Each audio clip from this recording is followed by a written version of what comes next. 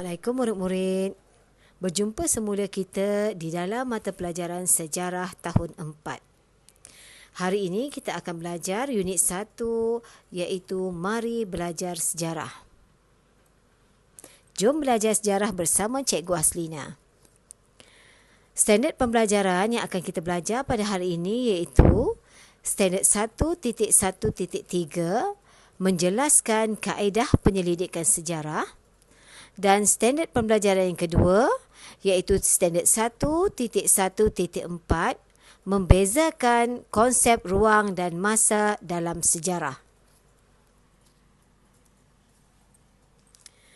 Okey, mari kita lihat peta buih yang ada di paparan skrin di hadapan kamu. Okey. Peta buih menunjukkan kaedah penyelidikan sejarah. Terdapat 3 kaedah penyelidikan sejarah, iaitu kaedah yang pertama, kaedah arkeologi, kaedah yang kedua, kaedah lisan dan kaedah yang ketiga iaitu kaedah bertulis. Bagi kaedah penyelidikan sejarah yang pertama, iaitu kaedah arkeologi, kaedah arkeologi ialah proses mendapatkan maklumat sejarah melalui kaedah gali cari. Apabila menjalankan kaedah gali cari, melalui proses kaedah gali cari, akan kita temui kesan-kesan sejarah seperti fosil, tembikar, barangan logam, kulit siput dan lain-lain lagi. Sebagai contoh, tapak arkeologi Sungai Batu di Kedah adalah merupakan tapak gali cari yang pertama dijumpai oleh pakar-pakar sejarah. Kaedah yang kedua iaitu kaedah lisan, di mana proses mendapatkan maklumat melalui temu bual. Individu yang ditemu bual dikenali sebagai orang sumber. Terdapat beberapa langkah dalam kaedah lisan, iaitu langkah pertama, mengenal pasti orang sumber dan menyediakan soalan berdasarkan tajuk kajian yang akan dijalankan. Langkah kedua, menemu bual dan merakamkan perbualan. Dan langkah ketiga, menyalin rakaman, menyimpan data perbualan dan membuat penulisan. Seterusnya, kaedah penyelidikan sejarah yang ketiga iaitu kaedah bertulis, di mana kaedah ini ialah proses untuk mendapatkan maklumat daripada tulisan dan lakaran seperti yang terdapat di dinding-dinding gua, kayu, batu dan bahan-bahan bertulis yang lain.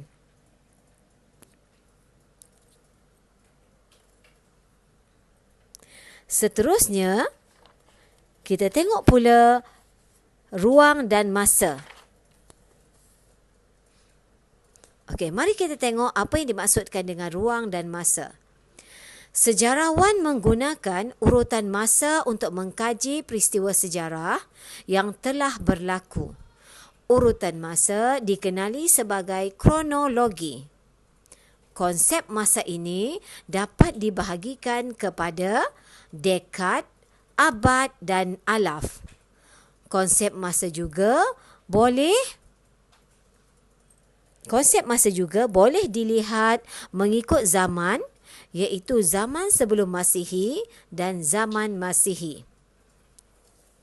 Baiklah, untuk zaman Masihi, untuk ruang masa dibahagikan kepada 3 iaitu dekad, abad dan alaf, di mana dekad adalah jarak masa selama 10 tahun, abad 100 tahun dan alaf 1000 tahun.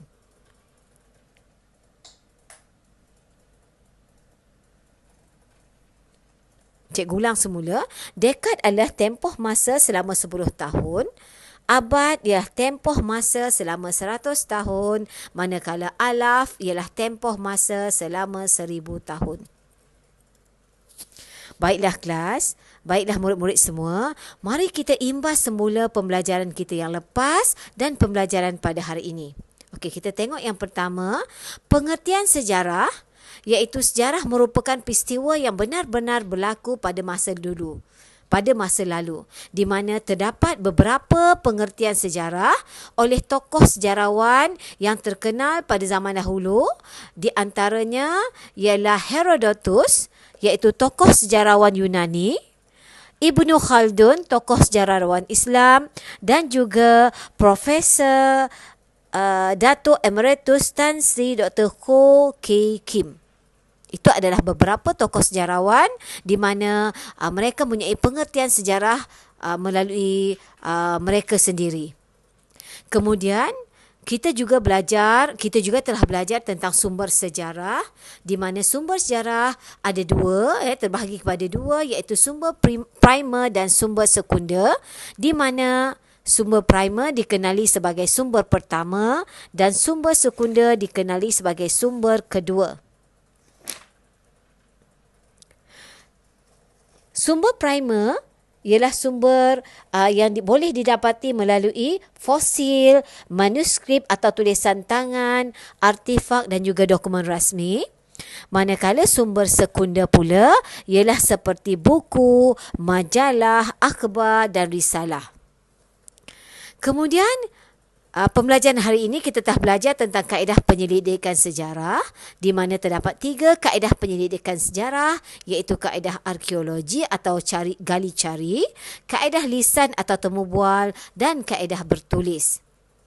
Seterusnya tentang ruang masa, di mana terdapat zaman sebelum Masihi dan juga zaman Masihi, dan juga 3 tempoh masa, iaitu abad, tempoh masa iaitu dekad, tempoh masa selama 10 tahun, abad, tempoh masa 100 tahun dan alaf, tempoh masa 1000 tahun. Jadi murid-murid, cikgu harap kamu dapat mengikuti pembelajaran kita pada hari ini dan faham tentang apa yang cikgu terangkan sebentar tadi. Selepas ini, selepas menonton video dan selepas kamu fahami tentang video yang cikgu paparkan, cikgu harap kamu dapat membuat latihan di dalam buku tulis sejarah. Untuk latihan, kamu perlu rujuk buku teks muka surat 14.